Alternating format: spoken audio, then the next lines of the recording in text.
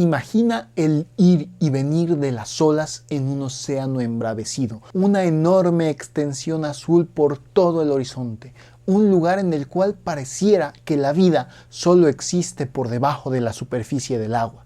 Imagina que de pronto en ese lugar aparentemente desprovisto de seres vivos en la superficie, aparecen miles, cientos de miles de pájaros revoloteando y brincando por todos lados como estos que tengo aquí.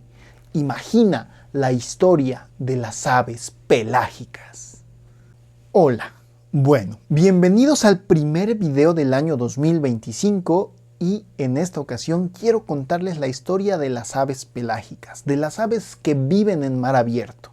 Pero antes de comenzar a hablar de estos bichos tan increíbles como los albatros y los petreles, tenemos que saber ¿qué es una ave pelágica? Dentro del mundo de las aves podemos agrupar a distintas especies que comparten características similares en cuanto a los lugares en los que habitan dentro de ciertos grupos.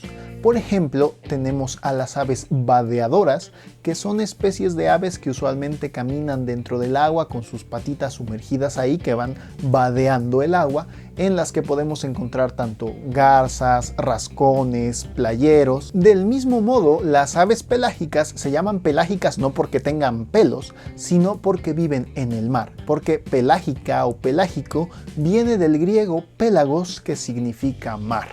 Y cuando digo que viven en el mar no me refiero a que son como las gaviotas o los pelícanos que están ahí tranquilamente descansando en la playa, se van a comer al mar un pescadito y regresan a descansar otra vez en su banco de arena, sino que las aves pelágicas realmente viven en el mar y vivirían toda su vida volando sobre los océanos del mundo si no tuvieran el pequeño inconveniente de que tienen que anidar en alguna parte. Las aves pelágicas se llaman pelágicas porque prácticamente todo su ciclo de vida, con excepción de la anidación, está en el mar. Ellas dependen de las corrientes, de los vientos y de las tormentas para vivir allá, en esa gran extensión de agua que son los océanos del mundo.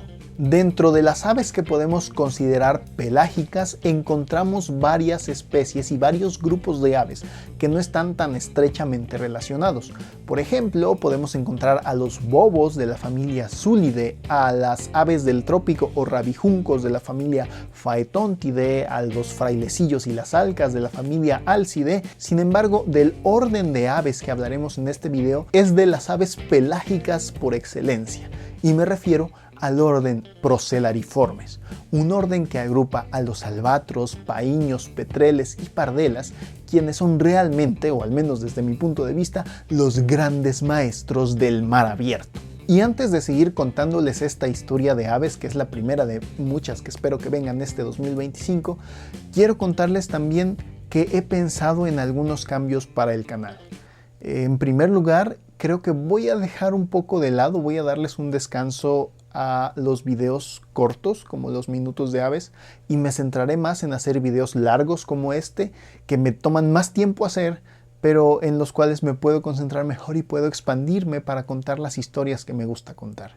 Estoy tratando de ser en cierto modo una antítesis de la inmediatez de los contenidos que están en las redes sociales, porque las historias que yo quiero contar, las historias que me apasionan, son historias que se toman su tiempo para ser contadas. Eso probablemente a los algoritmos no les gusta mucho. Entonces, para lograr este objetivo, me gustaría sobre todo tener el apoyo de ustedes que me ven a través de sus pantallas, a través de que compartan, le den like a estos contenidos, comenten en las cajas de comentarios para que el algoritmo pueda un poco recomendar estos videos más largos también, y pues que compartan al fin y al cabo estas historias. También este año estoy pensando en reactivar y darle nuevos propósitos al Patreon, que es esta página de Crónicas del Chiviscoyo en la cual me pueden apoyar para seguir creando este contenido sobre aves del mundo. Aunque todavía no sé exactamente qué voy a hacer, pero lo voy a hacer en los siguientes meses y ya lo verán por aquí. Y pues nada más es eso, avisarles de estos cambios que van a ocurrir a futuro.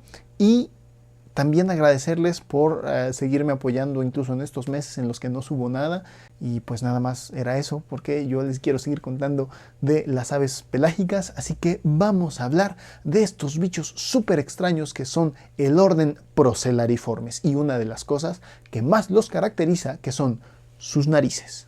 Una de las características más notorias de las aves Procellariiformes son precisamente sus orificios nasales, sus narices, vaya. Porque a diferencia de todas las otras aves vivas, los Procellariiformes tienen sus narinas compuestas por tubos de queratina. Es decir, que sus narinas no están directamente expuestas al medio, sino que están encasquetadas, por decirlo de alguna manera, dentro de tubos de queratina en su pico. Nota la diferencia entre el pico de esta gaviota y el de esta pardela.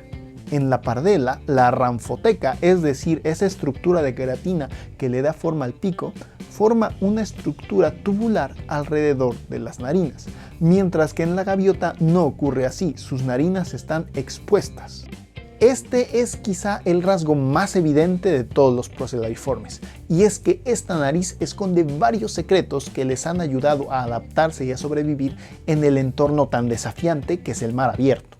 Al vivir prácticamente toda su vida en el mar, la única fuente de agua disponible es por supuesto el mar, y por supuesto está salada. Pero no hay problema, porque mis compas, los Procellariiformes, son capaces de extraer la sal del agua a través de unas glándulas especiales que tienen en la cabeza, y que después de haber extraído la sal del agua que beben a través de sus picos, pueden expulsar este exceso de sal a través precisamente de estas narices tubulares, quedándose ellos con el agua dulce para hidratarse y así poder vivir en estos mares salados, en estos cuerpos de agua salada a lo largo del mundo, sin tener nunca que detenerse en algún lugar a comprarse una botellita de agua dulce. Y con esa nariz tan extraña viene otra cosa increíble de los Procellariiformes, que es su capacidad de oler. Son realmente unos maestros del olfato. Gracias a sus narinas, los albatros, petreles, parrelas y paíños pueden encontrar su comida en las cambiantes condiciones del mar. Son capaces de detectar a grandes distancias el aroma de los peces y el krill cuando se juntan en grandes cantidades gracias a las corrientes marinas, y pueden seguir el olor para llegar hasta el sitio en el cual está esa concentración de pequeños peces, camaroncitos y otros microorganismos marinos de los cuales se alimentan. Y para terminar con las narices, estas aves incluso pueden usar el aroma como defensa. Algunas especies como los fulmares tienen una estrategia de defensa muy interesante basada en el aroma apestoso que puede emitir un aceite que ellos pueden vomitar al momento de defenderse en sus sitios de anidación. Este aceite está compuesto de los restos de calamares y peces que los fulmares comen, y después de que se han procesado queda una sustancia aceitosa, viscosa, bastante desagradable de olor a pescado podrido, que los fulmares pueden vomitar a voluntad en el momento en el que se sienten amenazados por algún posible depredador. Y bueno, además del olfato, las aves marinas son unas verdaderas maestras del planeo dinámico, es decir, de una estrategia de vuelo que les permite ahorrar grandes cantidades de energía a la hora de surcar los mares, aprovechando los vientos y las olas para moverse largas distancias. Prácticamente todos los Procellariiformes tienen una silueta muy particular.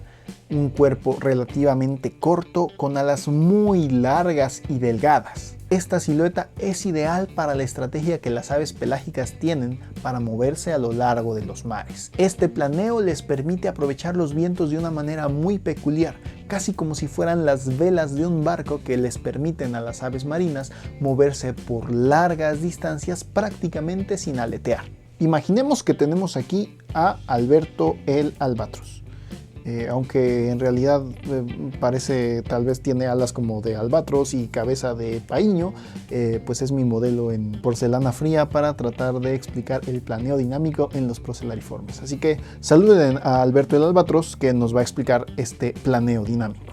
Si, por ejemplo, mi tocayo Alberto el albatros tomara una corriente de viento directamente a su espalda, directamente a su favor, seguramente podría moverse con mucha velocidad en el mar, pero en pocos metros quizá caería a las olas. Por otro lado, si Alberto el albatros tomara una corriente de aire directamente en contra, es decir, directamente de frente, muy probablemente se elevaría como cuando tú elevas una cometa en un día con mucho viento.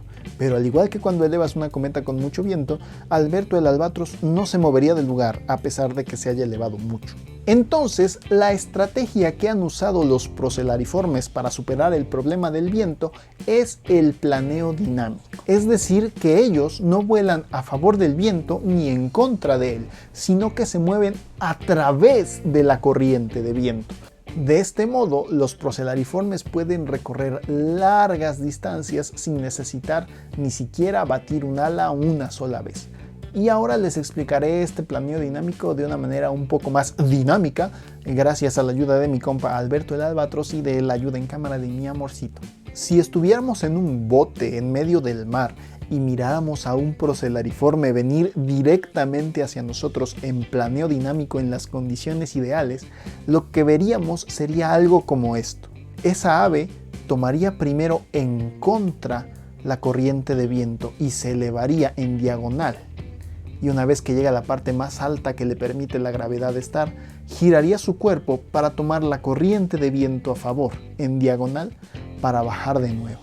Y otra vez tomaría la corriente hacia arriba girando su cuerpo, se elevaría de nuevo y volvería a bajar tomando la corriente a favor una y otra vez en un movimiento dinámico que le permite volar a lo largo de cientos de kilómetros en el mar, alcanzando lugares increíbles. Y bueno, después de esta explicación, seguramente podrás pensar, igual que yo lo pensé la primera vez que leí esto, que entre más ventoso sea el mar, mejor se pone la fiesta para las aves pelágicas.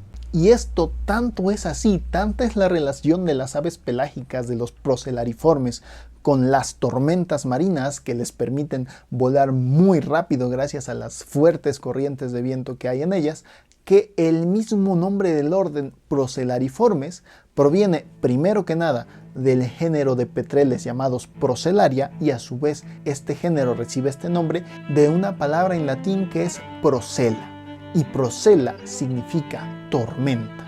Los Procelariformes son indudablemente las aves de las tormentas. Y aunque es posible ver a Procelariformes en aguas tranquilas y con poco oleaje alimentándose y volando, no han sido pocos los barcos y los marineros a lo largo de la historia humana de exploración de los mares que han visto a estas aves como mensajeros de las tempestades, que han visto surcar a los albatros y los petreles el cielo en complicadas acrobacias mientras estalla la tempestad alrededor de ellos y se rasgan las velas y crujen los mástiles.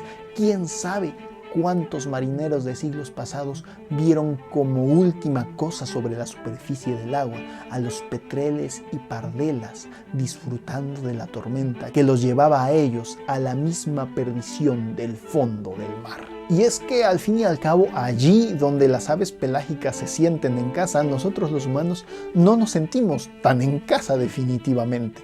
De hecho, hacer observación de aves pelágicas es quizá uno de los tipos de observación de aves más complejos que pueden existir, porque la única manera de verlas es o yendo a las islas en donde anidan, que usualmente son islas remotísimas perdidas por allá en el Océano Pacífico, en el Océano Atlántico, así en lugares muy remotos, difíciles de accesar, o yendo a mar abierto para verlas en donde están perfectamente felices entre el oleaje y el mar. Y si fueras en una lanchita a ver aves pelágicas, quizá con mucha suerte te toparías con las 4 familias de Procelariformes, que son los siguientes. Tenemos primeramente a los paíños de la familia Hydrobatidae. Esta familia de aves, junto con una muy parecida de la que hablaremos justo después, son las aves pelágicas más pequeñas del mundo, algunas siendo casi del tamaño de una paloma o incluso más pequeñas. Pero que su tamaño no los engañe,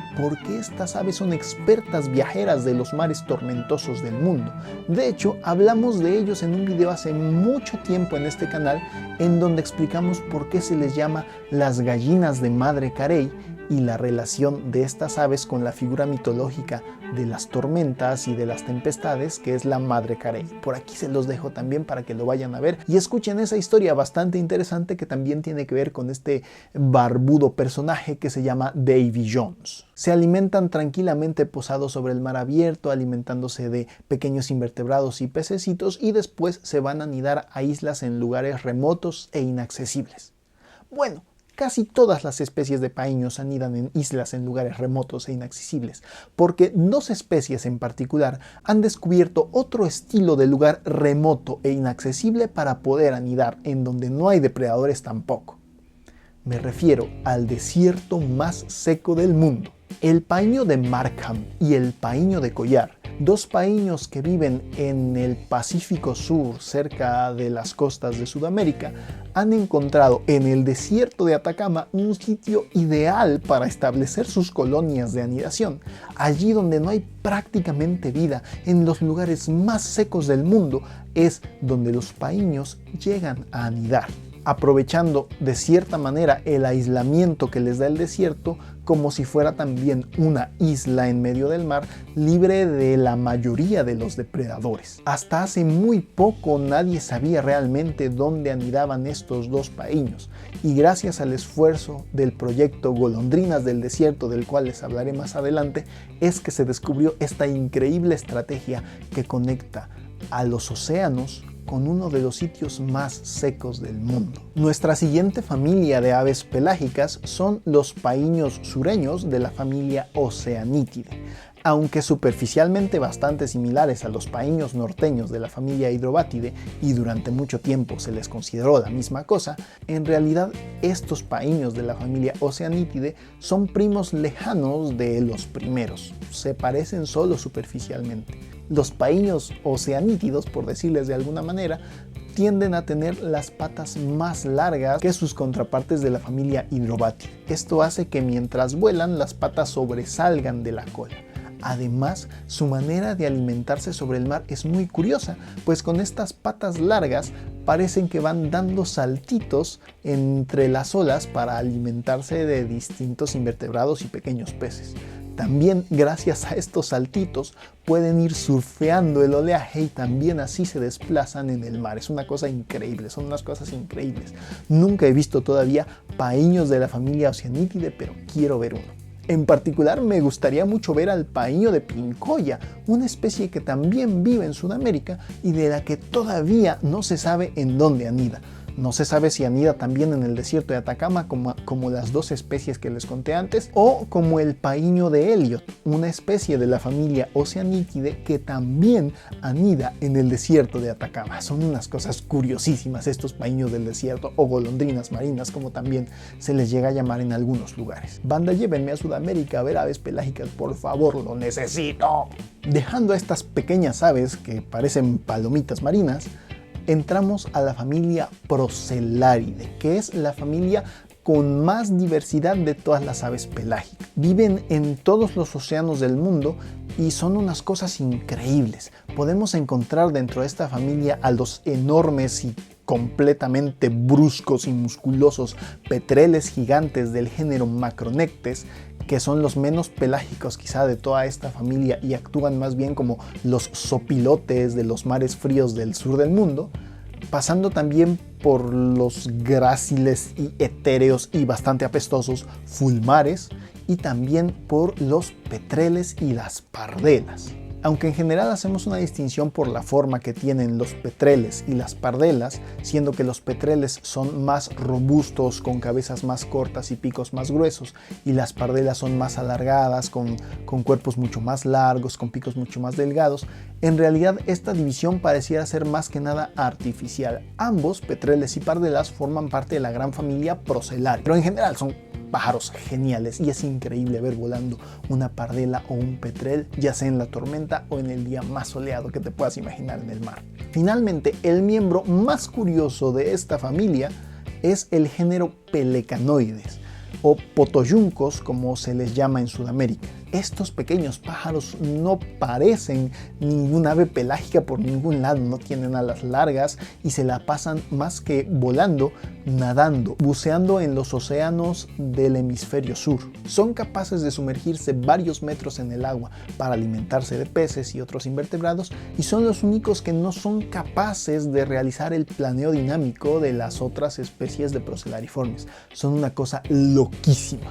Finalmente tenemos a los albatros en la familia Diomedidae, los más grandes e imponentes viajeros de los mares. Algunas especies de albatros se encuentran entre las aves más grandes del mundo en cuanto a su envergadura. El albatros viajero o Diomedea exulans puede llegar a tener casi 3,5 metros de envergadura, surcando los mares del sur del mundo. Son unas cosas increíbles y son enormes. No puedo dimensionar una cosa como esta con 3 metros de envergadura. Es algo increíble. Realmente no puedo imaginarlo. Y tengo muchas ganas de ver un albatros algún día. Y sé que el día que lo vea voy a llorar.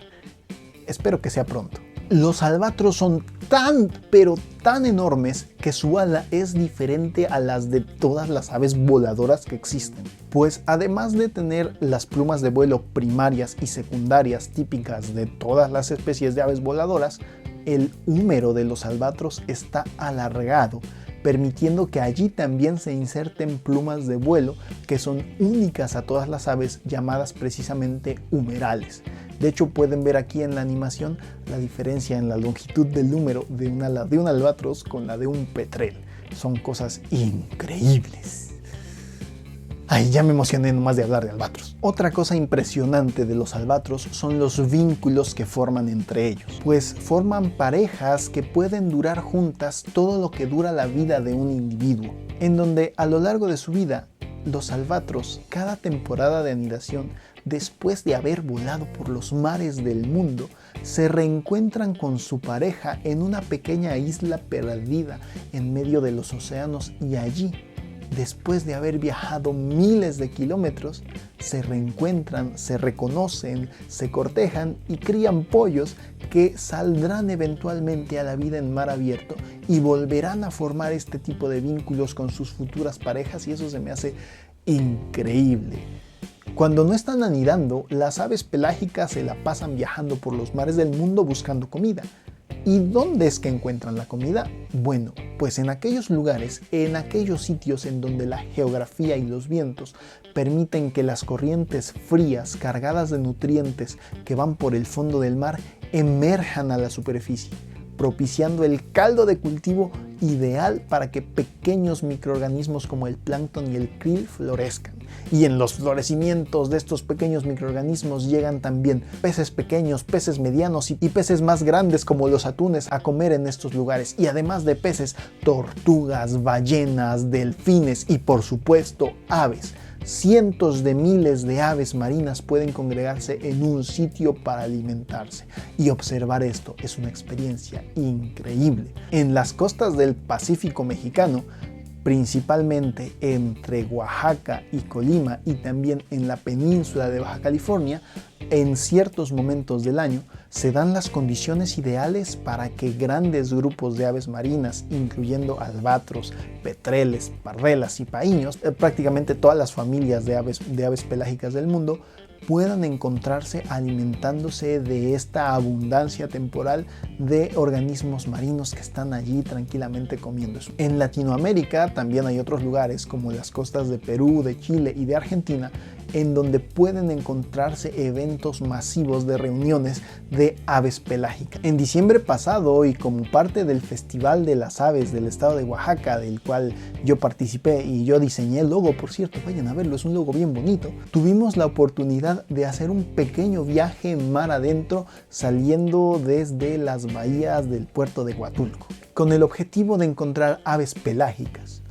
Para mí, con casi ya 18 años de observar aves en México, las aves oceánicas son, digamos, la última frontera, son el grupo que menos conozco de aves, y este viaje pelágico fue la excusa perfecta para poder contarles aquí en este canal la experiencia de ver a estas aves que son increíbles. En esta ocasión, gracias a los amigos de Costa Magia, quienes hacen recorridos para observación de fauna enfrente de las bahías de Huatulco, donde observan ballenas, delfines, tortugas y por supuesto también aves marinas, es que se hizo realidad este sueño de ver aves marinas, de ver pardelas por todos lados y paíños y un montón de cosas más. Antes del amanecer salimos del puerto y conforme íbamos entrando más y más y más adentro del mar, las montañas de la Sierra Sur de Oaxaca se iban haciendo más chiquitas, el sol comenzaba a aparecer por detrás de aquellas montañas y nuestro guía experto en identificar aves pelágicas,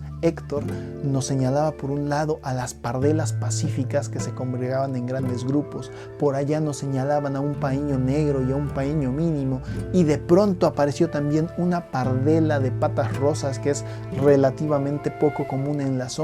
De pronto por allá apareció una pequeña pardela de Galápagos y luego aparecieron con su cabecita blanca las pardelas mexicanas, una especie que anida en islas de Baja California, y todas estaban allí siguiendo a los delfines que aparecían de pronto buscando comida. En algún punto de este recorrido de 4 horas mar adentro encontramos un pequeño coco que estaba flotando en la superficie del agua, debajo del cual se refugiaban pececitos, y alrededor de este coco estaban un montón de pardelas tratando de encontrar a los peces, sumergiendo su cabeza, comiendo un pez por acá, agarrando un pez por allá. Fue una experiencia increíble, y quizá lo más increíble para mí en ese momento fue no solo ver a las pardelas, sino escucharlas. Hacen una cosa como... no sé, es de otro mundo. Es totalmente otro mundo. Por aquí les dejo el video de las pardelas haciendo... Mi amor, después me puedes pasar ese video para hacer... Y sí, al que le dicen que se calle es a mí, porque estaba todo sorprendido. Este viaje fue genial, con grandes amigos y también con mi compañera de vida pudimos encontrar aves increíblemente bonitas, y aunque no encontramos petreles, que era lo que también queríamos ver, definitivamente fue esta ventana por la cual podemos asomarnos a las aves pelágicas a través de estas historias. Y es que también íbamos buscando un ave pelágica en particular, el santo grial de los pelágicos mexicanos en el Pacífico, la pardela de Townsend o Puffinus auricularis, una especie que está en peligro de extinción. Una especie que nuestro guía Héctor, una persona bastante experimentada en cuanto a viajes pelágicos para observar aves, ha visto una sola vez hace ya muchos años. Y es que esta pardela y muchas otras especies de aves pelágicas enfrentan riesgos y la extinción debido precisamente a actividades humanas. Y es que por un lado, en tierra, cuando están en tierra firme en las islas y en los sitios en los que anidan, no la están pasando muy bien porque están casi todas las especies bastante indefensas en tierra, no pueden caminar muy bien, no pueden correr muy bien, llegan en la noche a los sitios donde anidan, y aún así, en varias islas, los gatos ferales introducidos por actividades humanas atacan y depredan a los pollos y a los adultos de aves pelágicas. Además de esto, la contaminación por plásticos flotantes en el mar hace que muchos albatros, petreles y pardelas terminen con más plástico en el estómago que alimento, lo que a la larga les termina matando. Y como si fuera poco todo esto, a mayor escala, los efectos del cambio climático en la temperatura de los océanos alteran las corrientes marinas, provocando escasez de alimentos para las aves pelágicas y provocando también grandes mortandades de distintas especies. Aunque a este punto de la historia en el que estamos hay una sola especie de Procellariiforme confirmada como extinta, que es el paíño de Guadalupe, que tristemente vivía en la isla de Guadalupe aquí en México, hay otras especies como el petrel de magenta o la pardela de Townsend que quizá estén ya en ese triste camino de la extinción, pues realmente sus poblaciones no le están pasando nada, pero nada bien. Y bueno, para nosotros los mortales que vivimos con los pies pegados a la tierra y no podemos navegar en mar abierto todos los días de nuestra vida, ¿qué podemos hacer por las aves pelágicas? ¿Qué podemos hacer por ellas para evitar que corran el mismo destino que el paíño de Guadalupe? Bueno, es un poco complicado lo que podemos hacer, además por supuesto de la caída del sistema, porque estas aves no son aves que podemos ver ni tener cerca ni conservar una hectárea de bosque. Sin embargo, quizá una de las cosas que sí podamos hacer sea apoyar las iniciativas de conservación que se tienen para distintas regiones y distintas especies aquí en el continente americano, aunque sea. para Latinoamérica y para México en particular. Recuerdo justo ahora que estoy grabando este video a el grupo de conservación de islas que trabaja en el archipiélago de Islas Revillagigedo en México con la pardela de Townsend. También en Baja California recuerdo al Laboratorio de Aeroecología Marina que trabaja con algunas especies de albatros y algunas pardelas, si mal no recuerdo la pardela mexicana, si no es esta la especie con la que trabaja el Laboratorio de Aeroecología y alguien de ahí ve este video, por favor comenten en los comentarios con qué especies de aves marinas trabajan. Por otro lado, en Chile, la Red de Observadores de Aves y Vida Silvestre de este país tiene un proyecto llamado Golondrinas del Desierto, en el cual se trabaja con estas especies que les conté antes, que anidan en el desierto de Atacama, y en algunos otros lugares como Costa Rica están comenzando a trabajar con las aves pelágicas que se observan en los alrededores de la isla del Coco. También en Islas Galápagos se trabaja con aves pelágicas y en algunos otros lugares, pero de estos son de los que me acuerdo. Si tú trabajas con aves pelágicas en algún lugar del continente americano o conoces alguna otra iniciativa de conservación, déjalo en los comentarios para que la gente conozca también otros proyectos que tienen que ver con estos increíbles seres y viajeros de los mares del mundo. Y bueno, muchas gracias por haber escuchado esta historia, al igual que han escuchado las demás de este canal. No me queda más que pedirles también que compartan, le den like y comenten estas historias para que podamos seguir siendo relevantes contando historias de aves de lo largo y lo ancho, principalmente de Latinoamérica. Muchas gracias a todos los que ven estos videos. Espero que salgan algún día a ver aves marinas, las conozcan y las admiren y se sorprendan de las cosas increíbles que pueden llegar a ser. Y pues nada, sin más por el momento, pues me despido yo y también se despide mi tocayo Alberto el Albatros. Bye.